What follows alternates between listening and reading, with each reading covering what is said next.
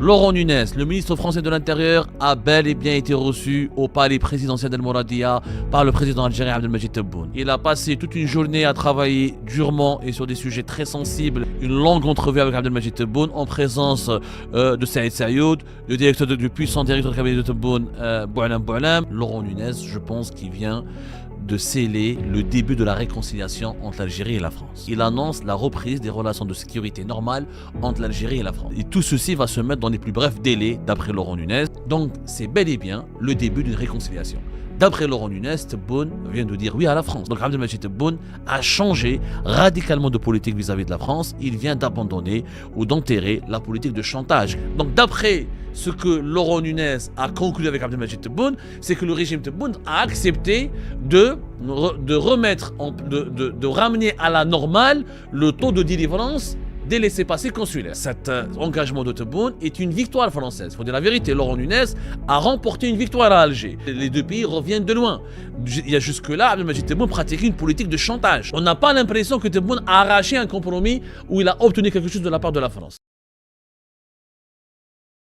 Laurent Nunez, le ministre français de l'Intérieur, a bel et bien été reçu au palais présidentiel d'El Mouradia par le président algérien Abdelmadjid Tebboune. Après plusieurs semaines, voire des mois d'attente, d'incertitude, de suspense, de polémique, de fake news, de désinformation, d'informations infondées et de tout et de son contraire, Laurent Nunez a bel et bien été reçu par Abdelmadjid Tebboune, y compris et surtout malgré les doutes, malgré les doutes de la presse française, parce que plusieurs titres de la presse française avaient remis en cause cette opportunité, cette possibilité ou cette information affirmant que Tebboune recevra Laurent Nunez. Plusieurs titres de la presse française avaient cru pendant plusieurs jours, avant même l'arrivée de Laurent Nunez hier à Alger, que Laurent Nunez sera uniquement reçu par Saïd Sayoud, le ministre algérien de l'Intérieur, son homologue, et qu'Abdelmadjid Tebboune ne lui accordera pas l'honneur de le recevoir au palais présidentiel d'El Mouradia, alors que nous, sur Algérie Park, nous l'avons depuis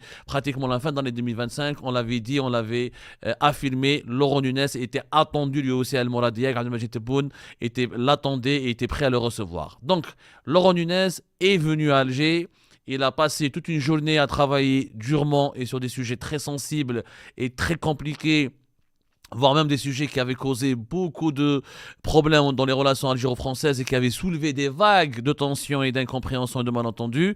Après une journée de travail avec son homologue Saïd Sayoud, aujourd'hui, le 17 février 2025, il a été reçu au palais présidentiel d'El Mouradia, une longue entrevue avec Abdelmadjid Tebboune en présence de Saïd Sayoud, du puissant directeur de cabinet de Tebboune, Boualem Boualem, et de plusieurs autres membres de la présidence algérienne et de la délégation française qui a accompagné Laurent Nunez. Laurent Nunez, à la fin de cette entrevue, il a fait une brève déclaration, mais une brève déclaration qui suffit pour tout relancer entre l'Algérie et la France, une brève déclaration où il apporte plusieurs révélations et où il annonce plusieurs changements majeurs dans les relations algéro-françaises qui étaient crispées et paralysées jusque-là depuis juillet 2024.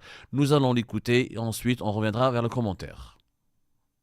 Je viens de rencontrer le président Tebboune, donc il m'a fait l'honneur de me recevoir.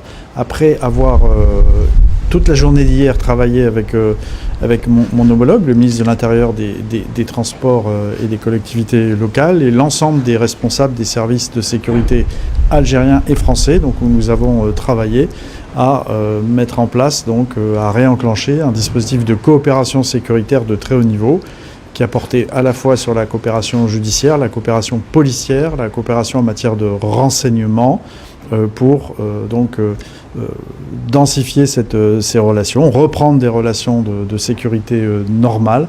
Évidemment, comme ministre de l'Intérieur, je m'en félicite. Je tiens à remercier le ministre de l'Intérieur algérien qui nous a réunis, qui a fait en sorte que nous puissions travailler en ce sens. Et bien sûr, je remercie le président Tebboune qui m'a reçu et qui a évidemment confirmé et demandé à ses services de travailler avec les services français, donc pour améliorer significativement nos coopérations, encore une fois, en matière policière, en matière judiciaire et puis en matière aussi de réadmission. Et tout ceci donc, va maintenant se mettre en place dans les plus brefs délais. Voilà ce que je voulais vous dire en me félicitant, en me satisfaisant évidemment de la visite que je viens de faire ici en Algérie. Et nous allons évidemment poursuivre cette coopération que je souhaite voir se poursuivre comme le président algérien, comme le ministre de l'Intérieur algérien et comme l'ensemble des deux gouvernements, que ces relations puissent, en matière de sécurité et de coopération sécuritaire et en matière de migration, se poursuivre à très haut niveau. Voilà. Merci de votre attention. Merci beaucoup. Je viens de... Et ben voilà, Laurent Nunez a tout dit, a tout expliqué, avec une brièveté extraordinaire et en un laps de temps très court, avec un langage très clair et des mots directs et francs. Laurent Nunez, je pense qu'il vient de sceller le début de la réconciliation entre l'Algérie et la France. En résumé, qu'est-ce qu'il a dit Laurent Nunez? Je le reprends, vous venez de l'écouter. Il annonce la reprise des relations de sécurité normales entre l'Algérie et la France, après une crise diplomatique et politique qui a duré plus d'une année et demie, je le rappelle, depuis la fin du mois de juillet 2024. L'Algérie et la France vont reprendre donc des relations de sécurité normales. Et tout ceci va se mettre dans les plus brefs délais, d'après Laurent Nunez.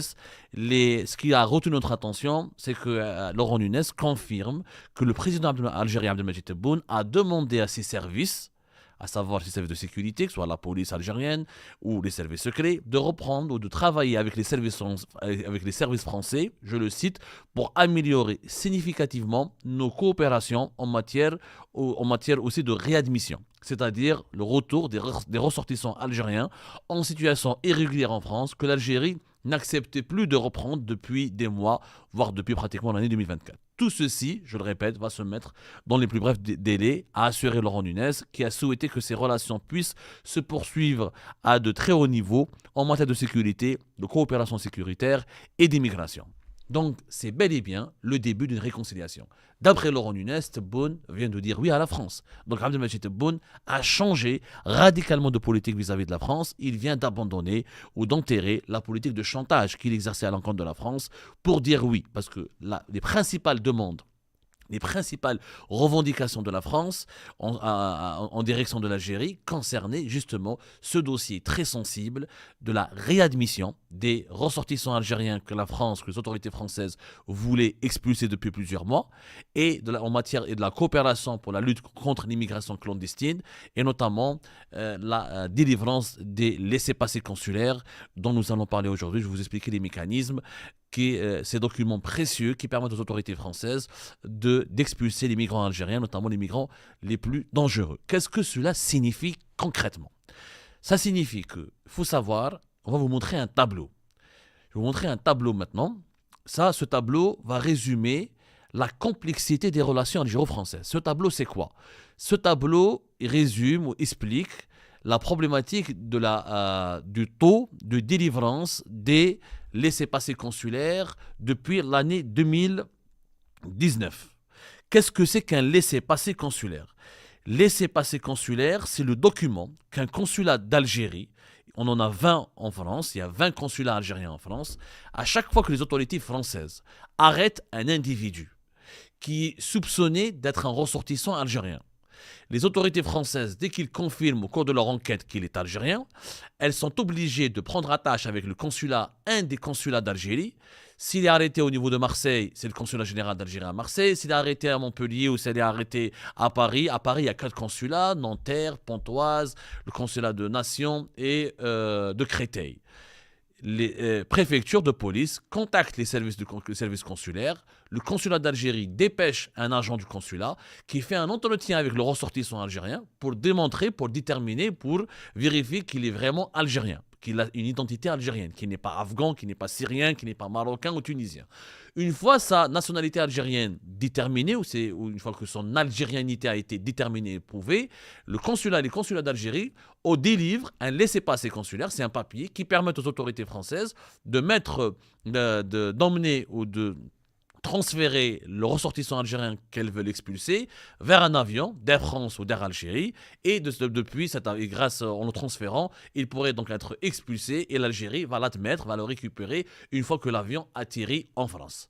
Ça se passe par avion, c'est rarement ça se passe par bateau.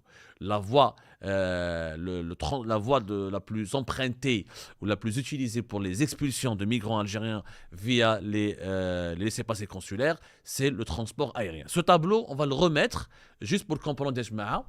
vous allez voir ce tableau, on va le remettre. Alors regardez en l'année 2019, les taux de délivrance le taux de délivrance des laissez-passer consulaires était de 15,2%.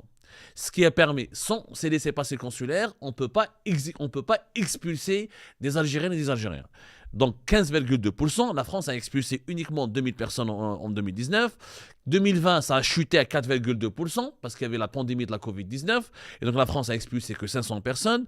2021, on va le voir, il y avait une crise énorme en 2021 à cause d'une crise diplomatique importante qui a éclaté en 2021, notamment après les déclarations d'Emmanuel Macron en octobre 2021 quand il a critiqué sévèrement le régime algérien en l'accusant d'être un régime politico-militaire qui se nourrit de la rente mémorielle et qui vit sur le dos du sentiment anti-français. Les fameuses déclarations d'Emmanuel Macron en marge d'une réunion organisée à l'Élysée à l'occasion d'un événement historique. Ça a été rapporté par le quotidien Le Monde. Il y avait déjà, en cours d'année 2021, quelques tensions dans l'air, notamment en ce qui concerne la question des demandes d'extradition adressées par les autorités algériennes aux autorités françaises concernant les opposants algériens ou certaines personnalités politiques exilées, réfugiées politiquement sur le territoire français. Donc il y avait une grave crise en 2021. Le taux est tombé à 0,2%. 2022, une amélioration à 5,8%, 2023 une petite amélioration à 10,1% et 2024 nous sommes en pleine crise depuis juillet 2024, 6,5% et en 2025 7,1%. La France n'a jamais pu expulser au-delà de 2000. Le meilleur chiffre c'était en l'année 2025, 2539 Algériennes et Algériens ont été expulsés. Alors il faut une précision notable, les autorités françaises ne veulent pas expulser tous les migrants algériens. Les autorités françaises expulsent les migrants algériens qui ont été arrêtés en situation irrégulière et en flagrant délit de crime, quand ils commettent des crimes. On estime qu'il y a plus de 100 000. On n'a même pas le nombre précis des sans-papiers algériens en France, des migrants clandestins. On estime qu'ils sont au-delà de 100 000. Mais les personnes qui ont été interpellées, par exemple, en 2025, il y a eu 51 133 personnes, 51 133 ressortissants algériens qui ont été arrêtés en situation irrégulière. C'est une augmentation de 51% et demi par rapport à 2024. Mais ces arrestations, c'est quoi? La majorité, ça consiste en quoi plutôt? La majorité de ces ressortissants, de ces migrants algériens, haraga ou clandestins qui ont été arrêtés, ils ont été arrêtés parce qu'ils ont commis des délits. C'est des pickpockets, des délinquants, des vendeurs de produits prohibés, membres des gangs de trafic de drogue, ils ont fait des kidnappings, des cambriolages, des agressions à main armée ou des haragas qui sont arrêtés à la frontière franco-espagnole parce ils font partie des réseaux de passeurs qui font transférer ou qui permettent le passage ou qui assurent le passage aux clandestins algériens entre la France et l'Espagne. Ce sont des ressortissants ou des migrants clandestins qui ont commis des crimes ou qui ont commis des actes de délinquance ou qui ont été encore une fois arrêtés en flagrant délit.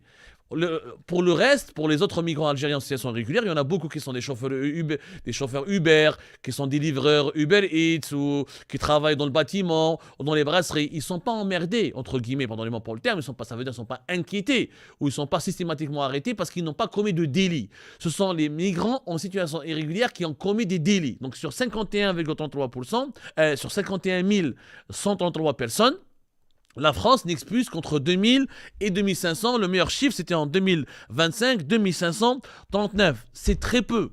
C'est très peu. Le taux d'exécution des expulsions ne dépasse pas les 15%. Donc c'est très compliqué. Avant 2019, avant la crise, avant 2019, parce qu'il y a deux types, et encore, il faut préciser qu'il y a deux types de migrants algériens.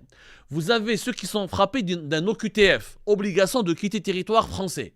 Les OQTF sont nombreux en France. Les OQTF, on les estime, sont au-delà de 30 000 Algériennes et Algériens font l'objet d'une OQTF en France. Sauf qu'une OQTF ne veut pas dire être criminel, être délinquant dangereux. En France, par exemple, il suffit d'aller renouveler votre carte de séjour. Si vous ne payez pas des amendes, ou si vous n'avez pas payé trésor public, ou si vous n'avez pas payé correctement vos impôts, vous avez un problème avec une administration française, on peut vous infliger une OQTF. Ça ne fait pas de vous un délinquant dangereux, ça ne fait pas de vous un trafiquant dangereux, un violeur ou un criminel ou un voleur. Il y a les OQTF dangereux, parce que sur les 51 233 dont je vous ai parlé pour l'année 2025, ils ne sont pas tous des OQTF. Il y a le migrant clandestin, il y a l'OQTF. L'OQTF, c'est quelqu'un qui peut avoir les papiers, qui peut avoir une carte de séjour, mais il est frappé d'une OQTF. Alors que vous pouvez avoir un migrant clandestin qui n'a pas d'OQTF, mais il n'a pas de papier. Donc les OQTF, c'est dans les 30 000. Sauf que ces 130 000, la France, elle a classé, elle fait des catégories. Il y a 6 000 qui sont classés comme étant des migrants au profil dangereux. Ces migrants au profil dangereux, ce sont les migrants algériens que la France veut expulser. Ça peut être des sans-papiers comme ceux qui sont déjà résidents. Vous avez des Algériens qui ont commis, surtout des Algériens, surtout des messieurs, surtout des hommes, qui ont commis des graves violences conjugales, qui sont membres de mouvements religieux radicaux, qui ont flirté avec les réseaux djihadistes, ou qui sont une menace pour la sécurité nationale de la France, etc. Ça, c'est la priorité des autorités françaises. C'est 6 000 personnes, 6 000 et quelques. La liste a été dressée depuis l'époque de Bruno Retailleau. Et c'est cette liste-là qui a causé problème dans les relations entre l'Algérie et la France, puisque l'Algérie n'a pas à refuser de les récupérer. A refusé de les récupérer, prétextant que les autorités françaises ne sont pas passées par les procédures judiciaires, que plusieurs de ces Algériens et Algériens n'ont pas été encore jugés, n'ont pas été condamnés par la justice, ou qui n'ont pas été le circuit consulaire. Parce que l'Algérie exige quoi? L'Algérie, officiellement, elle ne dit pas non à la récupération ou à la réadmission de ces migrants algériens, de ces ressortissants. Elle dit qu'il faut passer par une authentification consulaire. C'est-à-dire que chaque Algérien qui doit être expulsé par la France, il faut passer par les services du consulat.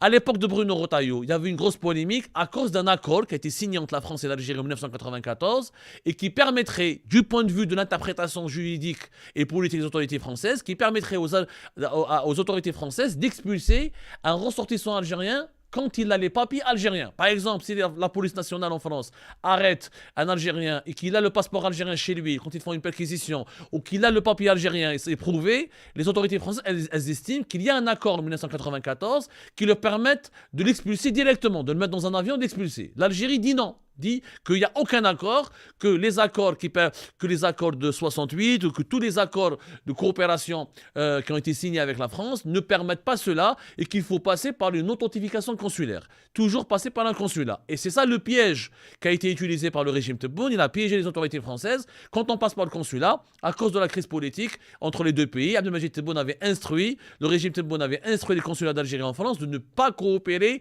avec les préfectures de police et de ne pas coopérer avec le ministère de l'Intérieur français, notamment à l'époque de Bruno Retailleau entre 2024 et 2025. C'est pour ça que le taux de délivrance des laissez-passer consulaires ne dépassait pas les 4 ou 5%. À tout casser, c'était les 7%. Et c'était un nombre extrêmement réduit par rapport à la demande des autorités françaises. Je rappelle qu'en 2025, plus de 51 000 Algériennes et Algériens, surtout des mecs et des garçons et des hommes, qui ont été arrêtés en situation irrégulière. Et beaucoup d'entre eux ont des profils dangereux, notamment plus de 6 000 Algériens, des migrants algériens qui sont impliqués dans des actes de délinquance très graves, dans des affaires de violence conjugale très graves, des tentatives d'homicide volontaire ou des tentatives de cambriolage, de trafic d'armes, de trafic de stupéfiants. Et c'est la priorité pour les autorités françaises. C'est vraiment la priorité. D'autant plus que dans les centres de rétention administrative, la première nationalité représentée, ce sont les Algériennes et Algériens, et quand quelqu'un, un Algérien ou une Algérienne, est placé dans un centre de rétention administrative, il est nourri et logé par les autorités françaises, et ça représente un coût. Donc l'objectif de la France, ou de l'État français, est de convaincre l'État algérien de ramener ce taux de délivrance le taux de délivrance des laissez-passer consulaires à au-delà de 10%. À un moment donné, avant 2019, quand les relations étaient bonnes ou étaient stables entre l'Algérie et la France, ce taux a été toujours entre 30 et 40%, entre 35 et 40%. Mais c'était avant 2019. Entre 2019, les relations n'étaient pas bonnes, parce que c'était l'année du Hirak, Gaye Salah venait de prendre le pouvoir, la France était suspectée ou soupçonnée d'être un grand soutien du régime de Bouteflika. Donc les véritables références, les chiffres qui représentent une référence en matière de bonnes relations entre la France et l'Algérie, datent d'avant 2019, 2018, 2016 et 2017. Le taux de délivrance était toujours entre 46 et 34%. 46 et 44%. 34%, pardonnez-moi, et 46% en matière de taux de délivrance des laissez-passer consulaires. Donc, d'après ce que Laurent Nunez a conclu avec Abdelmadjid Tebboune, c'est que le régime Tebboune a accepté de ramener à la normale le taux de délivrance des laissez-passer consulaires.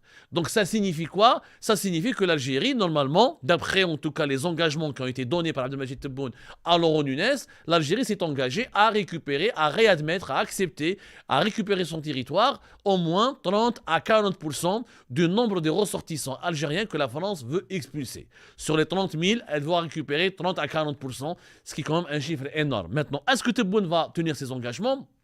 La question se pose à ce niveau-là. La question se pose à ce niveau-là, mais pour les autorités françaises, déjà, cet engagement de Tebboune est une victoire française. Il faut dire la vérité, Laurent Nunez a remporté une victoire à Alger.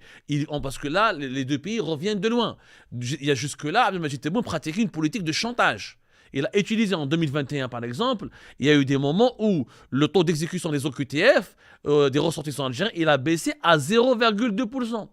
À 0,2% en 2021, ce qui est quand même énorme. Alors que auparavant, en 2022, le taux d'exécution il a augmenté parce que le taux de délivrance des laissez-passer consulaires avait augmenté à 46% pour les demandes instruites. Donc, quand on le voit bien, il y a une arme migratoire. Il y a une arme migratoire utilisée par le régime algérien à chaque fois, notamment par le régime Tebboune, contre les autorités françaises. Et le point faible de la France, c'est l'immigration. La France, on le voit dans les débats publics, l'extrême droite, les mouvements nationalistes, la droite dure et nationaliste, elle se nourrit de ces problèmes parce qu'on associe, en France, on associe l'immigration à l'insécurité. Alors, il y a pas d'unanimité. Il y a des sociologues et des criminologues qui disent qu'effectivement, il y a une certaine délinquance qui est alimentée par l'immigration clandestine et par les problématiques d'intégration des migrants qui viennent s'installer sur le sol français. Et comme les Algériens sont la première communauté de migrants en France, donc l'immigration algérienne cause problème. Elle est liée souvent aux problématiques d'intégration et aux problématiques d'insécurité. Mais il n'y a pas d'unanimité là-dessus. Il y a d'autres experts, d'autres sociologues, criminologues disent non, c'est le contraire. Les étrangers, notamment les Algériens, représentent qu'une minorité dans la criminalité, dans les statistiques de criminalité, de délinquance qui sont commises parce qu'il y a beaucoup de Français qui sont certes d'origine algérienne, qui sont dans les prisons, dans le trafic de drogue, dans le trafic d'armes, mais ce sont des Français, ils ne viennent pas d'Algérie. Ce sont des Français qui sont nés dans les quartiers populaires, dans les banlieues populaires, et ça, on ne peut pas imputer ce problème de délinquance, de criminalité à l'Algérie, puisqu'ils sont nés en France, ils ont été éduqués en France, ils ont basculé dans la criminalité, dans la délinquance en France. Donc il y a un débat scientifique et sociologique qui n'a pas été encore scellé, qui n'a pas été définitivement résolu en France, et les avis divergent, que l'on soit de droite ou que l'on soit de gauche. Mais là, Tebboune, force est de constater qu'il a abandonné la politique de chantage. Ça, c'est une nouveauté. C'est une nouveauté importante. C'est fini le chantage et Tebboune dit oui à la France. En contrepartie de quoi? Qu'est-ce que Laurent Nunez a pu offrir à Tebboune, par contre? Parce que Laurent Nunez n'est pas un politicien. Il n'est pas candidat aux élections présidentielles, il n'a pas la main sur les dossiers judiciaires, il a juste la main sur les dossiers sécuritaires. On sait que Tebboune, il a deux gros problèmes en France, on l'a déjà dit, c'est l'affaire Amir DZ, dans laquelle ils sont impliqués des hauts responsables du service secret français, et dans laquelle il y a déjà un agent du consulat d'Algérie à Créteil qui est un membre du service secret français qui est emprisonné. Et c'est le gros problème d'Abdelmadjid Tebboune. Le deuxième problème d'Abdelmadjid Tebboune, ce sont les opposants politiques algériens, notamment le mouvement MAC, le mouvement pour l'autodétermination de la Kabylie, qui prospère et qui utilise le sol français pour lancer des actions hostiles contre l'intégrité territoriale de l'État algérien et contre notamment en Kabylie, qui utilise la Kabylie pour essayer de déstabiliser, de faire chuter le régime algérien et de séparer la Kabylie de l'Algérie. C'est les opposants algériens, le MAC. Ça, c'est le deuxième problème de Tebboune. Est-ce que là-dessus, Laurent Nunez a fait des concessions? C'est peu probable. Il est clair que pour le MAC, la France était prête à faire des concessions. D'après nos informations, les autorités françaises sont engagées à ne pas tolérer, à ne pas permettre aux MAC d'organiser des activités de très grande ampleur ou de très grande envergure et de contrôler et d'échanger et de contrôler le MAC et de limiter ses activités. Concernant les opposants politiques, la majorité des opposants politiques algériens en France ont le statut de réfugiés politiques ou sont des résidents légaux. Il n'y a pas de résidents non légaux, il n'y a pas de migrants non légaux, de migrants irréguliers dans ce domaine-là. Donc, on n'a pas l'impression que Tebboune a arraché un compromis où il a obtenu quelque chose de la part de la France. En tout cas, Laurent Nunez, en ce qui concerne le dossier diplomatique, parce qu'on oublie, parce que Tebboune, c'était quoi? Quelle est son astuce? Quelle est sa stratégie? Il veut faire croire à l'opinion publique algérienne et française qu'il a gagné le combat, qu'il a gagné son bras de fer, il a fait plier la France. Bruno Retailleau est parti, parce que l'ennemi de Tebboune, c'était Bruno Retailleau. L'ennemi, la bête noire du régime Tebboune, c'était Bruno Retailleau. Quand Bruno Retailleau est parti, l'Algérie de Tebboune essaie de nous faire croire que c'est elle qui l'a fait tomber, ce qui est complètement faux. Bruno Retailleau était parti, rappelez-vous, à cause d'une crise politique interne au sein du gouvernement français. C'est une crise politique interne en France qui l'a fait tomber. C'est pas le bras de fer avec l'Algérie. Donc, quand Bruno Retailleau est parti, il a été éjecté. L'Algérie de Tebboune, le régime de Tebboune, essaie de faire croire aux Françaises et aux Français et aux Algériennes et aux Algériens qu'il récupère la main, qu'il reprend la main sur le dossier de la coopération avec la France et que tout se passe bien. La méthode Bruno Retailleau a échoué et la méthode Laurent Nunez a réussi parce que Laurent Nunez est complaisant, il est gentil ou amical à l'égard du régime Tebboune. Le régime Tebboune, donc, sa seule victoire, elle serait politique et médiatique. En tout cas, il essaie de la présenter comme politique et médiatique en disant que voilà, les personnes, les dirigeants français qui sont amicaux avec nous, qui sont gentils avec nous, qui nous font des déclarations complaisantes ou qui veulent uniquement dialoguer avec nous, qui ne cherchent pas le bras de fer et qui ne cherchent pas l'attention et qui ne cherchent pas le rapport de force, on leur dit oui, on traite avec eux, on fait des affaires avec eux, on coopère avec eux. Quant à celles et ceux qui veulent un bras de fer ou qui veulent nous menacer ou nous sanctionner, on se bat contre eux. Ça, c'est une victoire symbolique peut-être du régime Tebboune. Mais elle n'est pas réelle, elle n'est pas honnête parce qu'encore une fois, Bruno Retailleau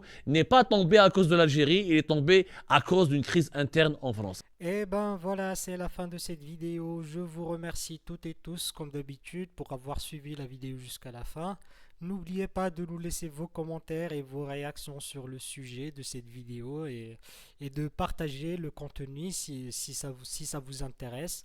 Et je tiens toujours à remercier nos abonnés et les personnes qui réagissent de façon régulière sur nos vidéos et qui nous suivent et qui nous laissent des commentaires. Donc merci beaucoup pour votre dynamisme et pour votre sens de partage et de discussion. Donc voilà, sans vous, ce contenu n'a pas vraiment de valeur sans cette communauté qui ne cesse de s'accroître. Donc merci beaucoup et à la prochaine dans une nouvelle vidéo. Au revoir.